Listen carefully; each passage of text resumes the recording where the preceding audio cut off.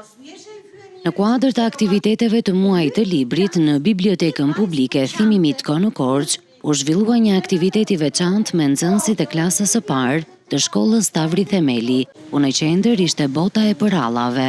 Fëmijët u bën pjesë e një atmosfere argëtuese dhe edukative përmes rrëfimeve, gjëzave dhe lojrave të ndryshme. Qëllimi ishte të kujdesemi për fëmijët në drejtim që për mua është thelbësori, të njihen me librin, të marrin sa më shumë njohuri, të njohin autorët tanë, të krijojmë lodra për ta.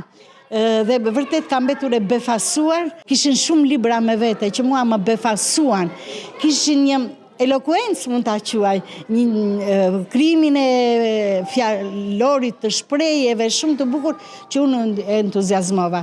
Nëpërmjet kësaj interviste ju bëj thirrje të gjithë prindërve. Ju lutem, ushqejini fëmijët me dashurinë për librin, me dashurinë për autorët tanë të vjetër që kanë shkruar pralla shumë të bukura, poezi shumë të bukura. Sipas drejtoreshës së bibliotekës, këto aktivitete synojnë të nxisin imagjinatën dhe të afrojnë fëmijët me librin që në moshë të hershme. Duke qenë se prilli shënon dy momente interesante dhe dy momente shumë të rëndësishme, e cila është data 2 prill, dita botërore e librit për fëmijë, e cila përkon me ditëlindjen e pralltarit më të madh më të famshëm në botë, Andersenit, dhe 23 prillit, dita botërore e librit, e cila përkon me ditëlindjen e dy autorëve që janë kolos të letërsisë botërore, Shakespeare-it dhe Cervantesit.